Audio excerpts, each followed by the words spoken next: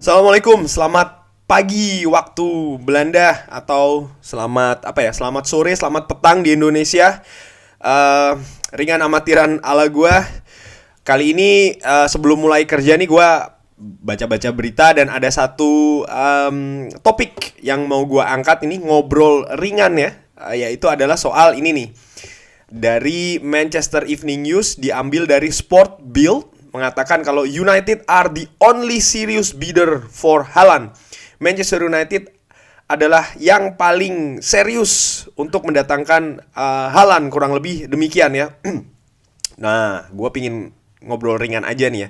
Kira-kira ini gimana nih ya kalau Haaland ini datang ke Manchester United? Kalau kalau seandainya kita lihat ya dari kemampuan dia, ini kan sebenarnya dari sebelum dia join ke Borussia Dortmund sudah terlihat memang dia ini pemain yang potensial waktu masih di Molde, lalu ke Salzburg, dari Salzburg juga terus langsung ke Borussia Dortmund setelahnya dengan harga yang pada saat itu tidak cukup mahal kalau gue bisa bilang ya, karena kalau tidak salah diambil tuh hanya sekitar 45-50 juta untuk ukuran pada saat itu salah seorang pemain yang potensial yang diperebutkan juga oleh klub-klub besar, bahkan kan pada saat itu termasuk kabarnya Manchester United, ya klub-klub besar lah, Manchester City pada saat itu juga dikabarkan, tapi dia ini pindah ke Borussia Dortmund yang menurut gue ini adalah salah satu bukti betapa pintar alias cerdiknya seorang Mino Raiola. Karena kalau pada saat itu dia pindah ke salah satu klub besar dengan mungkin harga yang agak lebih tinggi, katakanlah di angka berapa? Mungkin 60 atau 70 juta. Ya sudah, dia akan di situ saja. Tapi mungkin dia melihat nih bahwasanya seorang Haaland ini bisa lebih meledak lagi dan dicarikanlah liga yang sesuai dengan dia. Ini menurut gue salah satu cerdik pintarnya seorang Raiola ya. Dan ternyata betul, di Borussia Dortmund dia lebih berkembang lagi, dia lebih meledak lagi, sehingga kalau seandainya dia pindah selanjutnya ini ya ke klub selanjutnya, ada dua hal. Satu, klubnya pasti akan klub lebih besar lagi ya kan, bukan sekelas Dortmund tapi lebih besar lagi. Yang nomor dua yang tidak kalah penting dari sisi bisnis, biayanya akan lebih tinggi lagi dari kalau seandainya kemarin kalau dia pindah ya sebelum ke Dortmund itu mungkin transfernya berapa, 45 juta katakanlah. Nanti terus kalau dia ke klub lain tidak ke Dortmund ya mungkin ya 60 juta 70 juta. Besok ini kalau seandainya dia cabut dari Dortmund bisa jadi 100 juta tembus ya, plus gajinya yang menurut gue juga akan berlipat-lipat. Sekarang ini gaji dari Haaland ini kalau gue dapat informasinya itu di angka sekitar 130-140 ribu pound sterling per minggu. Sebagai bandingan saja ya, kalau di Manchester United gaji seperti itu ya, gaji 140-an itu seorang Fred itu gajinya 120 ribu, Luke Shaw 150 ribu, Cristiano Ronaldo tuh 500 ribu. Jadi David De Gea 375 ribu pounds per minggu. Jadi menurut gua ya bisa jadi seorang Erling Haaland ini kalau pindah ke klub selanjutnya gajinya ya bisa jadi lebih dari double ya. Kalau sekarang ini tadi berapa gua bilang di angka 140, kalau double-nya 280, gua pikir 300 ribu 300 ribu pounds per minggu dapat sih kalau menurut gua ya untuk seorang Erling Haaland ini di klub selanjutnya. Nah, itu kalau dari sisi bisnis. Cuman kalau kita lihat lagi ya, gimana nih kan kita sudah punya pengalaman bermain atau menggunakan jasa pemain dari agennya Mino Raiola, which is Paul Pogba, yang terlalu banyak dramanya.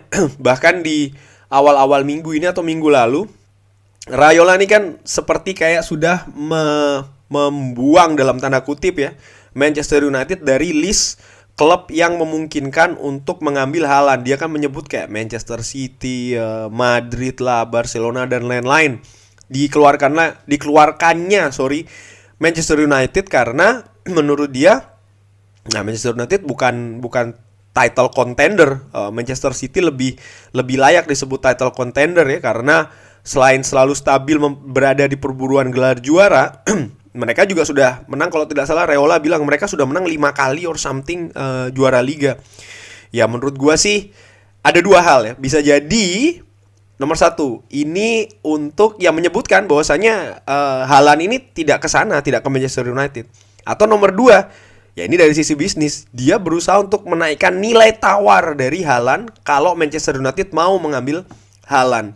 Artinya bisa aja dia berkata kayak gini, ya kan lu nggak termasuk di list nih, jadi kalau yang ini harganya sekian nggak, karena lu tidak termasuk title contender, dan ini pemain ini akan membantu lu nih untuk bisa jadi title contender, maka harganya sekian, gajinya sekian. Bisa jadi banget ya, namanya agen licik-licik, pintar licik, bisa jadi ya. Kita akan kembali lagi ke masa seperti itu kalau mengambil Haaland. Tapi jangan lupa, oke, dari sisi agen memang, tapi dari sisi kemampuan paling tidak ada dua ya kalau gue lihat ya. Memang satu dari sisi individu, kualitas pemain dari Erling Braut Haaland ini ya, dia scoring machine ya, betul-betul efeknya tuh terasa.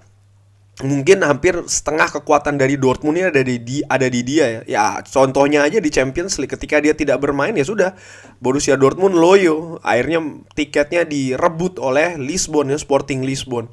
Pun juga kita kalau lihat bagaimana rajinnya dia ini dalam menyumbangkan gol bagi Dortmund ya, di kompetisi-kompetisi yang Dortmund ikutin. Dan ini kan juga memperlihatkan bagaimana Erling Haaland ini bisa dengan bagus untuk beradaptasi, karena sebelumnya dia ini kan bermain tidak di Liga Jerman, ya kan? Maksud gue adalah dia dari kompetisi yang berbeda, tapi ketika dia masuk ke Bundesliga dengan apapun alasannya ya, bisa jadi kan dibilang ya kan ini kan apa namanya Liga Jerman bla bla, tapi kan tingkatannya tuh lebih bagus daripada liga dia sebelumnya, dan dia tetap dengan apa namanya dengan rutin menurut gue selalu bisa berkontribusi dengan luar biasa ya, baik dari sisi gol maupun juga dari sisi penampilan ini cukup stabil, apalagi kalau kita lihat paling tidak 2 musim belakangan ini. Itu nomor satu. Nomor dua adalah Ralf Rangnick.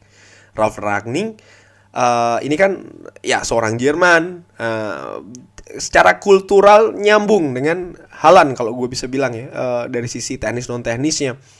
Dan kalau gue lihat pun juga dari sistem permainan, Ralf Rangnick yang menuntut pemain itu untuk selalu bergerak, ada di semua sisi, ngepres, artinya bukan cuma yang belakang mau ngepres yang depan mau ngepres ke belakang, tapi juga bagaimana pressing itu dimulai dari lini depan, artinya pemain depan ini rajin untuk mengejar bola ketika pemain lawan ini memegang bola di daerahnya sendiri.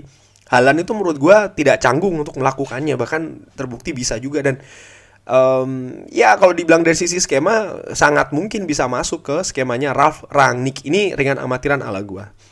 Cuman dari sisi bisnis juga ya, dari sisi bisnis bagi Manchester United juga, kalau menurut gue sih kedatangan Haaland ke Manchester United pastinya akan meningkatkan branding dari klub itu sendiri, penjualan jersey, antusias supporter.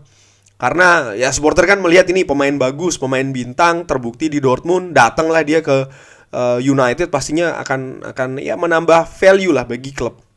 Oh ya, satu lagi, jangan lupa ya, Manchester United sudah ada Jadon Sancho, pemain yang musim lalu bermain bersama dengan Haaland di Bundesliga bersama Borussia Dortmund. Ini kan juga salah satu faktor. Cuman again sih, ya yang akan memberatkan menurut gue bener faktor ke agen. Karena kalau dari sisi pemain, menurut gue sih Haaland ini tipe anak yang nurut dengan pelatih atau manajernya, artinya tidak neko-neko. Cuman faktor nurutnya sang pemain ini kan tidak hanya di sisi pemain, tapi juga bagaimana sang agen itu juga sangat mempengaruhi.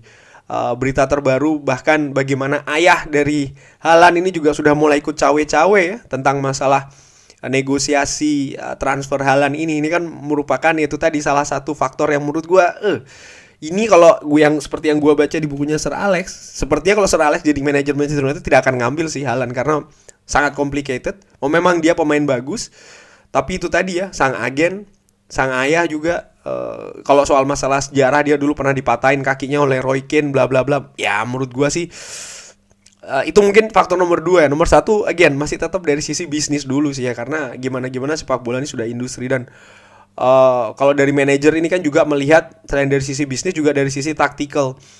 Dan ini sangat berpengaruh satu dan yang lain ya, kehidupan pribadi juga dan lain-lain. Menurut gua ini yang akan memberatkan Haaland ini di Manchester United. Ya mungkin kalau dia mau pindah agen, tapi gue juga nggak yakin ya, dia kayaknya nyaman sekali dari sisi bisnis paling tidak ya, bagaimana Mino Raiola ini taking care betul Haaland ini.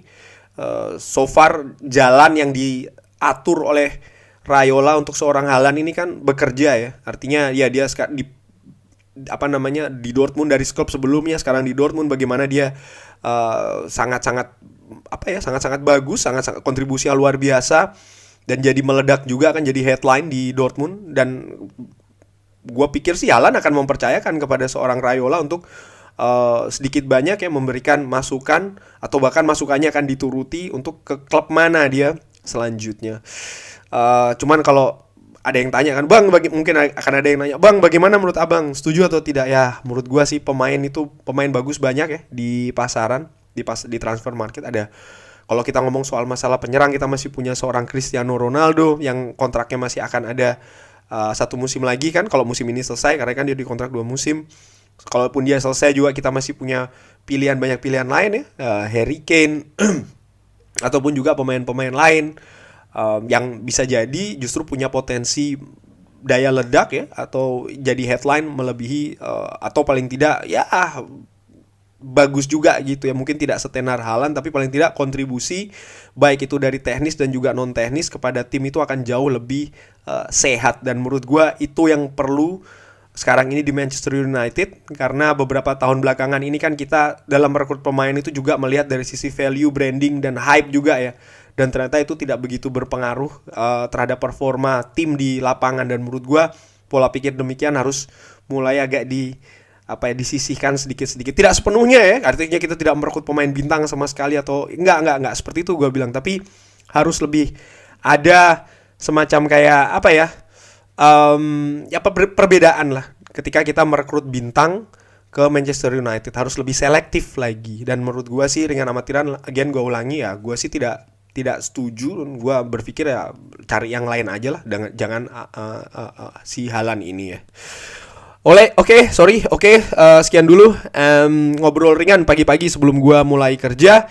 Oh ya, karena jadwal Manchester United ini masih belum pasti, sampai dengan pagi ini gue baca ya di updatean. Bahkan untuk update sedikit ini, manajer Brentford ini mengajukan usul kepada liga ya, badan liga nih, untuk supaya semua jadwal minggu ini itu ditunda semuanya, untuk